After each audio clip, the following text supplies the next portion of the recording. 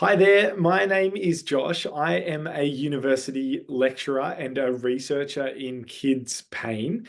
And I'm really excited to be one of the ambassadors in the Chronic Pain Australia Kids in Pain Advocacy Week. And so this webinar is an opportunity for us to explore some new ideas. And the talk today is called From Ouch to Aha, How Neuroscience is Changing Pain Management in Kids. And I suppose I want to ask permission or a favor for you to reflect on this because 5 to 10 years ago, even a lot of the data was not as optimistic as what it is today. I think we have more scientific basis for hope for the next generation of kids than we've ever had. But that hasn't yet translated into society. And so that's what this week is really all about from my perspective. And I can't wait to share some of that with you today. I've got my contact details there if you want to reach out. Very happy to have a chat. Now, let's dive in. So I'm going to share some facts to get us started. And I think that maybe some people here watching this will say, whoa, to some of the facts and not to others. And the average person is largely unaware about pediatric pain. And I think these would be very shocking for them. So this is just about getting us all on the same page before we dive in. So fact number one is that kids challenged by chronic pain miss 22% of school. That's about 9 weeks per year because of pain. Fact number two is a recently updated fact. The number has gone up based on a synthesis of all the research studies out there. There are about 5 kids in every classroom who are challenged by this invisible, mysterious challenge that we call pain. Fact number three, it's very, very, very expensive.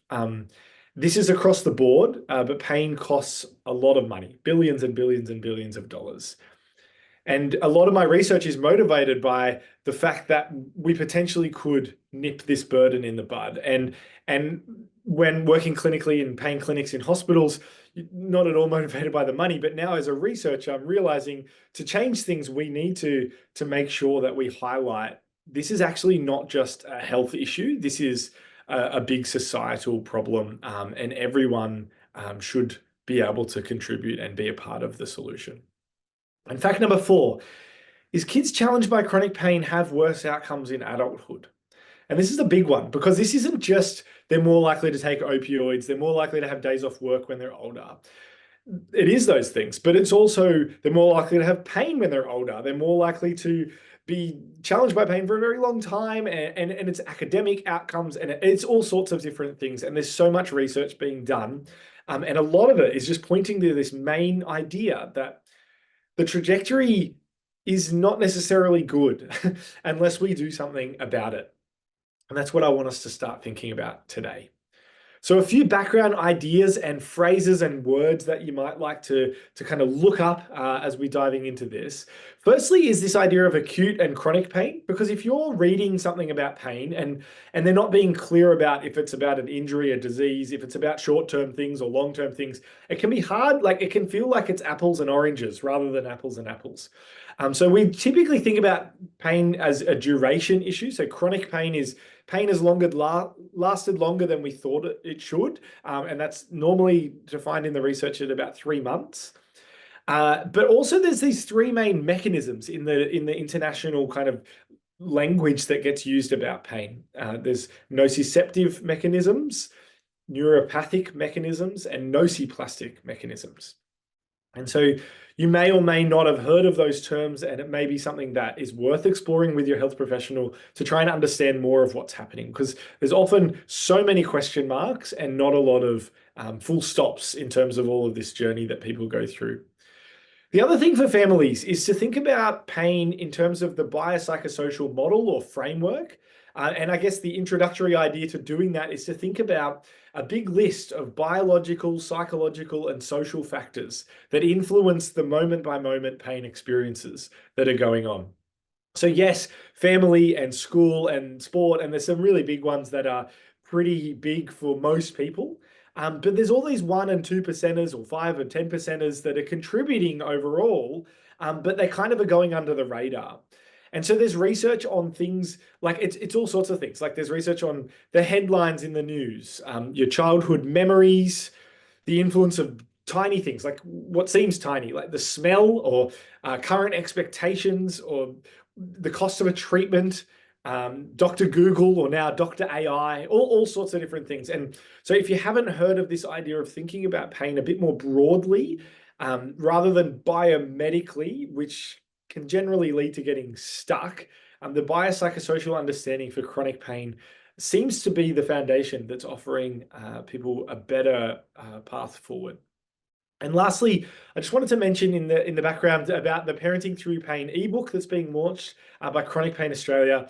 And I guess that covers a whole range of different topics. And so if this is interesting to you today, hearing this, go and check it out. And I'd love to hear what you and your neighbors and friends and colleagues, whoever else you can share it with. Because if we can get the word out and if everyone can speak the same language about pain, I think we have more chance of improving the lives of the families who are facing these challenges. So we want to see that last phrase there, families feeling empowered. A lot of my research is targeted heading towards this kind of question at the moment.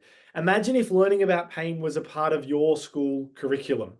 And maybe if you're older, like if you're not a child listening to this, you could think back to what it was like for you at school. Or if you are a child, there's a couple of schools in Australia that were a part of a study doing this, but it's very, very early days.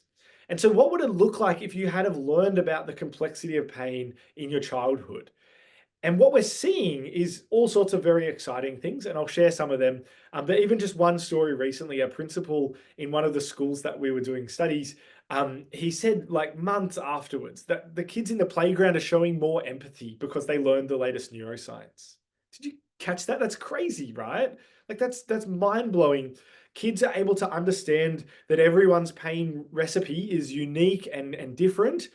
And I guess the pain is then becoming less invisible. And we know that stigma is a big issue. And there's all these other kind of follow-on effects that can happen on this journey. So have a think about that. And I guess that's my bias, is that I'll be talking a fair bit about the school setting. But equally, it applies in lots of different settings. And also a lot of different chronic conditions have a similar result in that regard. So an imaginary school curriculum, if you're thinking on the left there, that's kind of how adults might conceptualize something like a Venn diagram showing circles and overlap and lines between them. And you can see there all of the different variables categorized as how they're influencing every pain experience. Maybe if the curriculum there, it says 1.1.1, many things can turn the volume of pain up or down. That's the language that gets used in pain clinics. That's how kids speak. And I mentioned being a children's book author. Here's one of the pages from Zoe Zoppen's Lights It Up. And she has this realization of, if this tiny colored light can change people's pain intensity in the moment of an experimental study, maybe there's all these other things that are possible of what can change someone's pain. And we conceptualize that as a plus and a minus button, like on the side of an iPad or a phone these days, where we're turning the volume of pain up or down. And you can see there's different little Zoe characters in her brain. And the idea is, it's like, if what you see is, say, the classic example with a toddler, right? They fall over, their knee's bleeding, but they haven't seen the blood and there's no pain yet. And then they look down and see that, and you can see them, it hurts, and the language starts then coming out once they see something. And so the C character is jumping on the plus button, right? And the idea is, it's like, if we can unpack some of these complex experiences, you can often see some of the key drivers of what's modifying the volume. And then we look at what's actually changeable here. Like, could we use maybe a simple first strategy that some people use is like heat or ice or distraction, just to kind of ease some of those early flare-ups that can be really bothersome when you're engaging in exercise or something like that. And so this kind of framework is how we might start looking at that, and it's being trialed in different schools. So I thought I'd just share that up front to show this is where we're hopefully heading, and that there are some resources out there about this stuff. So if we were to examine what are all the possible benefits of if this was to happen for kids to learn about pain, I think a big one now, it wasn't my initial big target, but I'm realizing how big of a problem the invisibility of pain is. And if we can make pain more on the radar, I think people would care more and realize that others care more, and it creates that common language. So um, for me, growing up, I remember I didn't have chronic pain, but there statistically would have been plenty of kids around me facing those challenges, and it was largely invisible, right? Like, and so school participation, sports participation, it might have just been kind of dismissed. And so we want to try and change that, and I think we can turn that around. So less stigma, reduce emotional distress. A lot of the kids in qualitative research regarding chronic pain is about those feelings of distress and being upset and not listened to, and being told their pain's not real, and these kind of horrible messages that are just totally unhelpful. And then I think the long term goal is almost comparable to what Slip Slop Slap has achieved from back in the 1980s, saying, hey guys, we need to take skin cancer prevention seriously, to now, like, my kids wear hats and sunscreen, and that's just part of their normal behavior.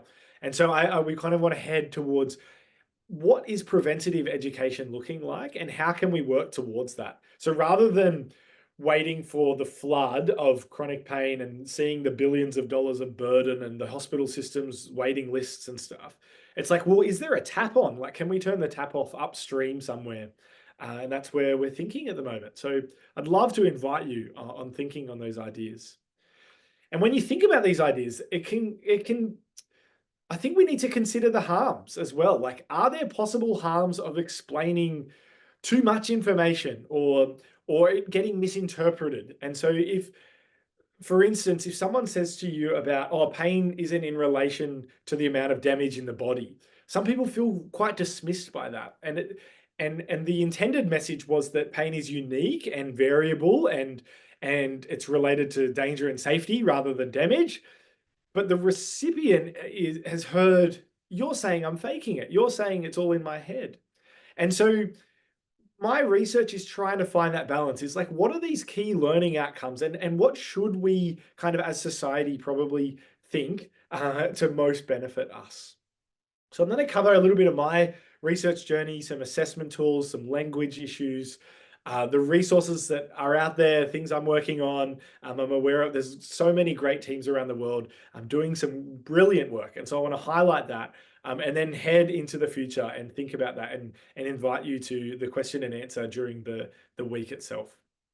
So in order to do that, we need to be saying the same thing. So when I say the phrase concept of pain, what I'm thinking about is beliefs and knowledge of what, why, and how. What pain is, why pain exists, and how pain's experienced. And we think about that in the context of reconceptualizing pain. So going from pain means I am broken to pain means there's potential threat. And what are we going to do about that? And what can we do about that? And it's just a completely different lens. And so changing the what, why, and how seems possible based on the data we have. But we're going to use this phrase of concept of pain. And so to assess that variable of knowledge and beliefs, there was a questionnaire in adults, but it's kind of like a quiz. And so in my PhD, we looked at building something for kids so that we could tailor education and evaluate the effectiveness of that education. And to do that, we needed the language of kids. And so I interviewed kids during my PhD. And one of the activities we did to warm up turned into a really interesting part of the study. We said, and you can pause this now and have a go if you like, draw whatever the word pain makes you think of. Okay, I've given you enough time to pause it. Have a look at your drawing and you can compare it to what the results of the study were. So kids who had no pain exclusively drew injuries in this study. Now, it's a small sample and it's a qualitative study, but it was interesting that every single kid drew an injury.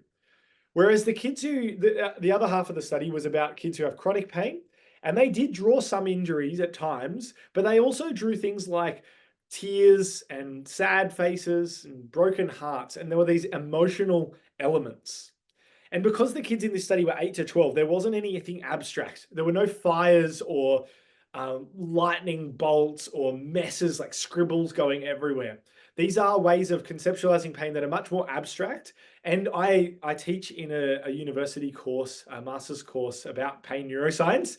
And when we ask them to do this task, adults, and even at pain conferences and things, when I've done this with professionals, they typically do these abstract things, and I guess the assumption is it's like, well, if I think about pain this way, everyone should. And it's almost like we're in clinician training, people read the textbook and then they go, oh, the patient must understand all of that. And being able to communicate is a very, very hard thing because of the power dynamic that has been set up by the current Western healthcare system. So there's a big barrier here, and I think drawings might be part of the way out of it. So if you're finding it's hard to communicate with someone, maybe consider having a little draw together. But quite seriously, though, what that led to was some really, really helpful language. And kids who were stuck and not able to communicate verbally very clearly were able to draw something and then refer to that drawing and anchor their explanations. Or remember what I drew, Josh. What I meant was blah, blah, blah. And then they were able to explain it much clearer. And so if we work backwards through this diagram, we've got the splashing going out, the light blue, communicating what their concept of pain is. And there's other splashes going on. Who knows what's coming out of this puddle, right? So the concept of pain puddle is conceptualized as a puddle here because we don't know what's in a puddle. Like, is there oil and water and dirt and mess and rubbish and whatever? And it's kind of like that. Like each individual family we meet has a different story and a different set of factors contributing. And so some of the raindrops falling into that puddle are things like personal experience, pain in me, things like pain knowledge, like what they understand about the condition, what they've been told, what the Facebook forums say, etc. And then pain in the world around me is an interesting one. And I remember there was a kid, one of the studies, and she said if you have pain, you just have to have a knee replacement. And it was like, wow, okay, that's very blunt. And she's, oh, my mum had one, my neighbor had one. And I remember thinking about like, what about pain in other locations like headaches? And concrete thinking 9-year-old would say, well, everyone just has to have a knee replacement, right? That's how you fix pain. And so what happened in the world around her, she just projects onto her own experience. Whereas an adolescent is able to kind of have that sense of self and like they are separate from others in their own conceptualizing of the head. So we need to be developmentally appropriate. We're not going to teach babies these things, and we're not going to teach, we don't ever need everyone to become a neuroscience masters. Like I think there's a line here that's appropriate for different age groups. So I hope that's a helpful thing to think about. Some other just quick background, I thought you might find this interesting. To develop a 14-question survey takes years. Well, it took me years and our team of international experts. And there's a lot of work that goes into it and thinking about like representativeness, clarity, readability, understandability, is appropriateness, and then going like, how much do the items relate together? Is the total score valid? Does it predict future outcomes? Does it help us understand what's going on now? Does it tell us about the past? Like all these questions. And I guess it was a really interesting process. So if you have your phone on you and you want to check that out, or you can go to that website, you can have a look at that questionnaire, and it might help you to reflect on some of the stuff I'm talking about today. And you could even take your responses in to your health professional, your next appointment, and say, hey, this is where I'm at. What do you think of this? And because I think it's important, it's not about being right or wrong necessarily. Like there's an option of unsure. And to be honest, I think that's a valid answer for a lot of the questions. It's hard to know. And we did a study at Stanford in the US in their pediatric pain clinic. After a 3-hour appointment, parents and children filled this out. And they had very different answers some of the time. Sometimes they were aligned. There were particular ideas that were discrepancies. And then sometimes they were miles apart. And if everyone's not on the same page, how are we going to move forward? And so I want to just encourage you to check it out and have a think. Here's that study from Stanford. And I guess if you want to have a look at more of that, I'm happy to share that with you. And we can maybe put it on the CPA website or something, or link. But the idea of sticking points, like parts of our thinking as humans where we're getting stuck when we think about pain, because we often project, like if we think about our bodies like a computer, we'll approach pain more like a computer virus, or do you know what I mean? Whereas if we think about our bodies like a forest, then we might approach pain more like a park ranger would. And that's a very different, like you're thinking about seasons, and it's a very different process, right? Nurturing, whereas virus detection is a very different way to think about the body. And so because everyone's so different, and we've got culture and different socioeconomic status and all these different things happening, we need to try and work out ways to get on the same page. So lots of papers have come out since my PhD, but there are so many more than double what's on the screen since I made that slide about a year ago. And it's really exciting. And so some of that work has already been published, but there's a long list of things coming soon. And I can't wait to share it all. And I'm not the main author on many of these newer papers. I now get to be a part of brilliant other thinkers' works, and it's just an exciting time. Like, science is becoming more open and transparent and clear and rigorous, and I just think it's great. So please check out the latest research, and don't think because you've read one study, you've read it all. I think we need to have some nuance in our thinking. Now, you might have come across my name before because of that video at the top there. It's been seen millions of times now, and I often get emails most days about it, actually. And it's really encouraging and exciting because it's a very curiosity-inducing video. And now I helped write most of the script, and you work with a big team of script editors who aren't scientists. And then it goes to animators, and they spend 6 to 9 months making this 5-minute video. And TED-Ed is a not-for-profit. They do amazing work disseminating science. And so I had the privilege of working with them on a few projects, and we've written a paper. You can see there's a link, and it's freely available, about the behind-the-scenes process. So if you have a big idea and you're thinking about this stuff, I'd love to work with you. And I think platforms like this via the internet allow ideas and helpful ideas to get out to the masses. So this is just a quick, I guess it's almost like an ad break of, hey, like, if one way of finding meaning through these horrible roller coasters of journeys that they can be is by contributing back at the end of the tunnel, when hopefully we see the light at the end of the tunnel soon. I'll just show you a little clip just to show you. It's really exciting. I love the way that the animators have brought things to life. In 1995, the British Medical Journal published an astonishing report about a 29-year-old builder. He accidentally jumped onto a 15-centimeter nail, which pierced straight through his steel-toed boot. He was in such agonizing pain that even the smallest movement was unbearable. But when the doctors took off his boot, they faced a surprising sight. The nail had never touched his foot at all. For hundreds of years, scientists thought that pain was a direct response to damage.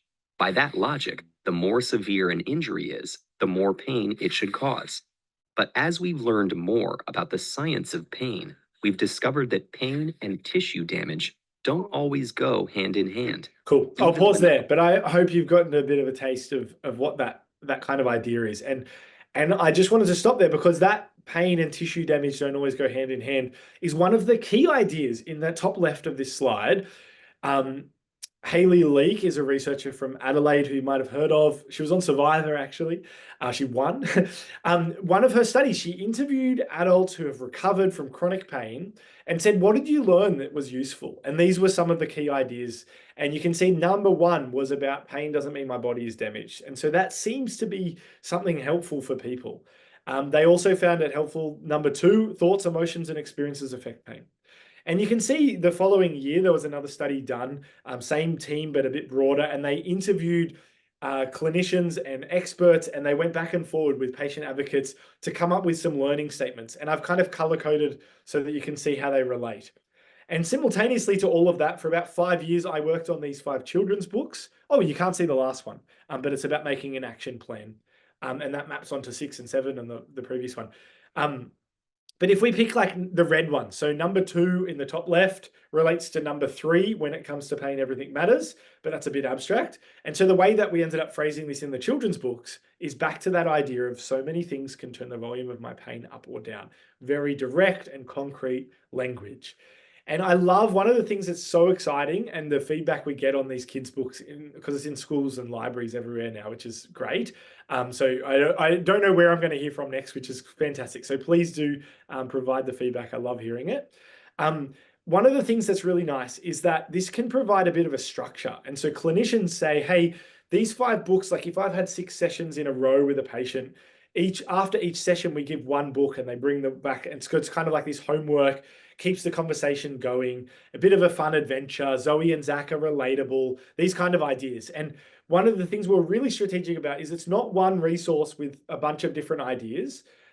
You can just focus in on one idea at a time and keep reinforcing that. And I know with my kids, like kids love reading things multiple times. And we did some data collection on this and looking at how many times they'll watch the same video versus how many times they'll read the same book. And the book was far outweighing the video. And so we're really excited about this. And I'd love to hear your take and if you can check out the books and some of this latest research and have a think about why did those ideas make it into the latest evidence? Like, why would that be helpful? And trying to apply that. And at the end of each book, there's some activities and there's a free online platform for parents and for kids and for clinicians and for school teachers of how they can integrate this curriculum into their home and to their sports team and to their school.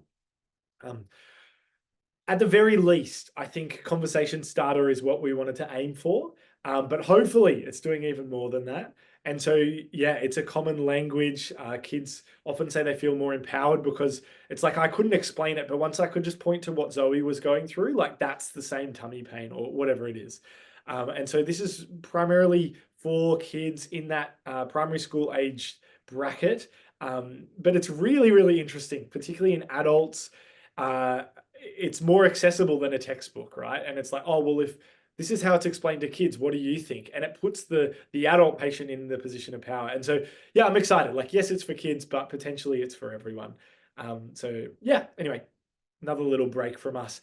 I just wanted to mention Beck Fechner on the right in that video screenshot there. You can see she's one of my PhD students, and we've done some really cool work in schools with teachers. That's one of the teachers there, Leanne. And we've done some really exciting work because we're seeing, like through Beck's research, we're seeing how teachers are already managing pain in the classroom. And it's kind of this additional invisible load. And so by learning about pain, it's actually taking some of the burden away. And teachers were saying in an interview things like, I just feel like I carry the mental load of the class, or I'm not a doctor, I can't do that, and some of these issues. And so it's really exciting to be a part of that space and thinking about preventative work in schools. But there is so much work to do. I don't want to claim that we're there because we're not there. We are in a better place than we were. But I want to know things like this. Which learning outcomes lead to the best outcomes? Like maybe there's just one book that we need. We don't need five. Maybe there's a video we could make. And so I'd love to work with you and hear your feedback. And how do we test this in all these different settings? So clinics set up lots of data collection. I'm sure you've filled out many questionnaires over the years. Schools do the same. Curriculum designers try to base decisions on the latest evidence. Policy change takes a long time. Working with the media is tricky. I find it really worthwhile though, so I'm trying to do more and more of that. And then how do we do that beyond Australia as well? Like a lot of emails we receive in our lab team are about, oh, I wish we had access to the information like you guys do in Australia. And that discrepancy is kind of upsetting to me as well. Is like, why can't it be fair across other languages and cultures and countries? So lots of questions, lots of work to do, but I think we're heading in the right direction. There's a little quick box there, me cheekily saying, hey, this requires time and money. Please watch this space. And if you know someone who wants to invest financially, we have people wanting to do their PhDs in this topic. But a lot of the barriers here to answering these questions is a matter of funding. And I genuinely look back at my PhD, which finished, I don't know, 5-ish years ago now. And I can see the real world impact of that. And I genuinely do think that we need to do more research in this space, and that will underpin better resources available for families. And that will improve the education that the next health professionals receive, which will improve the healthcare systems. And that'll improve. We're working with school teachers in training at universities. And it's like we need to change all the systems. It's not just schools, it's not just hospitals, it's not just GPs or wherever. It's everyone. And I think we all need to chip in to this big effort. And it's a big team effort. So to wrap up, I want to leave some questions with you. And they're not questions that you have to answer right now, These are questions that you might want to write down or print off, take a photo of, and take them to your next appointment. And I want to equip you and just encourage you that it's okay to ask these hard questions. And even if the answer is, I don't know, from your health professional, that doesn't mean it was a waste of effort asking. So the first question is, how do I help my child not let pain define their life? And if you want to check out the One Thing video of Tegan, a teenager, talking about her experience with this, um, it's just very tough, right? And this is something that health professionals are equipped to help with. Seeing a psychologist, it shouldn't be a huge societal hurdle, right? These people are trained with helpful skills and strategies. And if you can see someone who's trained to help people with pain, yeah, do that. That's definitely worth your time. Question number two, how can our family thrive best when facing these challenges?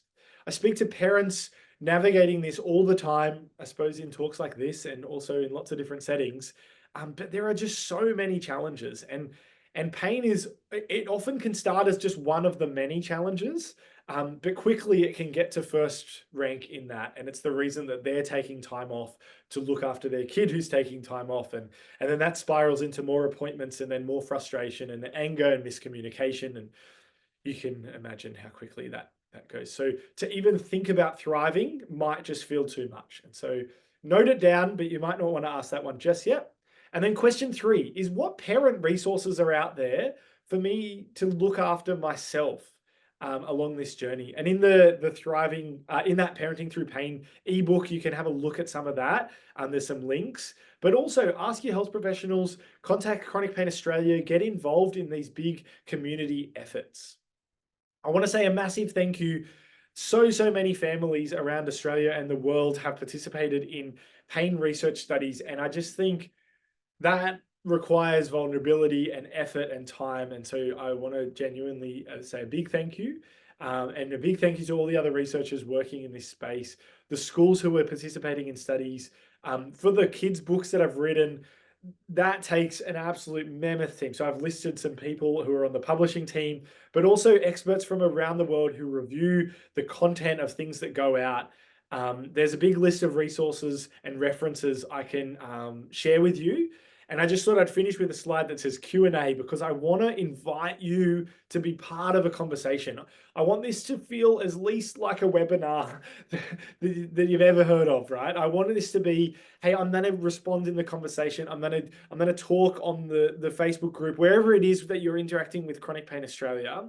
Get amongst this and get the word out about these challenges and these issues. And I think that is the first step of us doing a good job in this space. So please join me in thanking the team at Chronic Pain Australia. They do a wonderful job. And I look forward to hearing your thoughts and feedback. And thank you for taking the time to spend some time with me and explore these ideas together today. Till next time, bye.